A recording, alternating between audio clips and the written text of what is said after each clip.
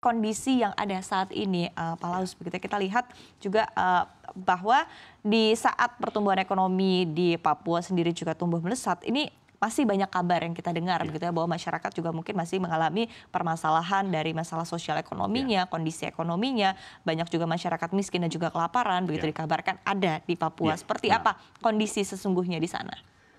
Ya, kondisi sesungguhnya di Papua ya. Papua ini ada 7 wilayah budaya dan ada beberapa wilayah budaya yang berada di wilayah pegunungan, yaitu kawasan Lapago dan Mepago dan Animha di bagian selatan adalah dataran rawa yang luas. Tentu secara geografis ada banyak tantangan ya, dan tentu isolasi ya, membuka isolasi pembangunan Papua ini membutuhkan waktu. Namun beberapa situasi kelaparan ya yang terjadi di Papua beberapa tahun terakhir ini, bahkan saya berterima kasih atas laporan dari Pak Menteri PMK ya, Pak Muhadjir, berjumpa dengan Pak Presiden dan menyampaikan sejumlah data terkait itu. Namun kondisi kelaparan bukan hanya sebagai satu kondisi yang terkait dengan masalah kemiskinan, tetapi aspek geografis itu menjadi salah satu tantangan terbesar, terutama di wilayah Papua Pegunungan dan Papua Tengah. Di tengahnya itu ada gunung Kartens yang juga terkena dampak dari global warming atau pemanasan global, sehingga terjadi hujan es ya yang cukup tinggi dan turun ke kampung-kampung di sekitar wilayah Papua Tengah dan Papua Pegunungan. Ini membuat akhirnya banyak tanaman mati dan akhirnya pola hidup, pola cocok bertanam, bertani itu terganggu. Dan kemudian itu berimplikasi pada kelaparan.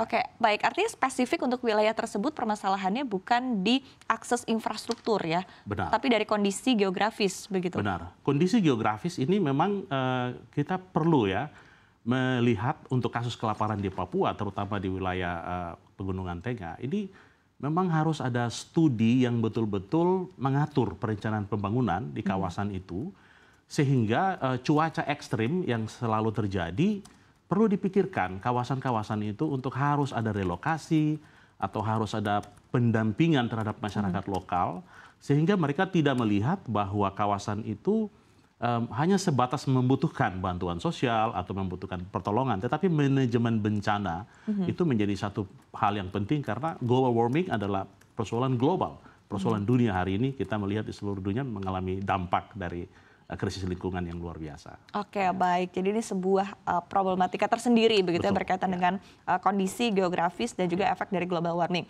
Tapi ketika kita melihat mungkin overall begitu ya, kita ketahui bahwa Papua ini juga wilayahnya sangat luas begitu, dan tantangan yang sering kali juga disebutkan adalah berkaitan dengan infrastruktur begitu. Seperti apa kondisi infrastruktur saat ini di sana dan juga kebutuhan akan ditingkatkannya lagi begitu keberadaan infrastruktur di sana? Ya. Persoalan infrastruktur yang paling kita butuhkan di Papua, yang paling mendasar sebenarnya adalah konektivitas. Dan konektivitas ini kan berhubungan dengan bandara, ada bandara besar, dan juga ada bandara-bandara kecil, di mana akan didarati oleh pesawat-pesawat yang berbadan kecil. Tentu sebagian besar masyarakat Papua ini ada di kampung-kampung, sehingga infrastruktur konektivitas itu menjadi yang sangat prioritas gitu. Oke, baik. Baik, Pak Laus sudah terhubung bersama kita secara virtual, PLT Deputi Bidang Pengembangan Regional Bappenas, Tri Dewi Virgianti. Selamat pagi. Pagi, Mbak. Baik. Terima kasih sudah bergabung bersama kami, Ibu. Tadi kita sudah membahas begitu seperti apa kondisi yang ada di Papua. Tadi juga sudah digambarkan kondisinya begitu. Tadi ada satu poin penting juga yang disampaikan oleh Pak Laus begitu, berkaitan dengan rencana pembangunan di Papua sendiri juga betul-betul harus mempertimbangkan berbagai aspek ya, termasuk tadi adalah kondisi geografis dan juga seperti apa demografinya di sana begitu. Nah, seperti apa mungkin Ibu Tri Dewi sendiri juga melihat mungkin berkaitan dengan kondisi yang ada di Papua, kemudian juga berkaitan dengan kondisi perekonomian Papua juga yang tumbuh juga hampir 18% di kuartal 1 ini, bisa digambarkan seperti apa, Ibu? Baik, terima kasih.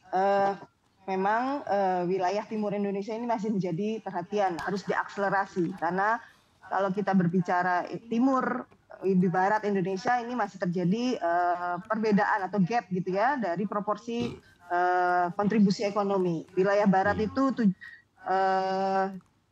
hampir 80%, 79% saat ini gitu ya. dan wilayah timur itu 21%. Khusus untuk 21%, kita ingin tingkatkan menjadi 28% di tahun 2045. Itu pun harus dengan kerja keras. Maluku Papua tadi sudah tumbuh 12%, khusus Papua 17% gitu ya, termasuk Papua Pegunungan, DOB baru. Tapi di Papua Barat tumbuhnya itu hanya 2,27. Artinya memang ada ketimpangan ya, ketimpangan. Ya, Papua Barat, tumbuh dengan pertambangan dan penggalian, sedangkan Papua ini tumbuh hanya dengan sektor pemerintahan, administrasi pemerintahan, pertahanan, jaminan sosial. Jadi ada perbedaan, ada ketimpangan yang harus terus kita kita akselerasi karena kita ingin wilayah timur tadi tumbuh lebih cepat. Oke, tapi pandangan dari Bappenas sendiri begitu berkaitan dengan ketimpangan ini, problem utama yang menyebabkan ketimpangan ini apa sebetulnya, Ibu? Ya, artinya memang di Papua ini masih banyak hal. Pertama, sumber daya manusia saja.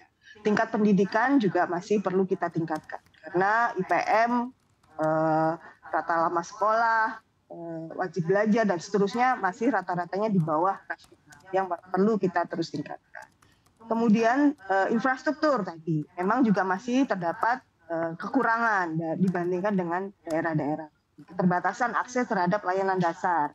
Kemudian tingginya biaya hidup, tingginya biaya logistik, pendapatan yang juga masih rendah karena masyarakat Papua juga tadi SDM-nya rendah, sektor ekonominya juga mungkin belum berkembang dengan baik. Nah, artinya hal-hal ini yang harus kita tingkatkan terus ke depan. Yang pertama tentu saja meningkatkan pendapatan, menurunkan harga barang jasa, dan meningkatkan infrastruktur terutama akses layanan dasar.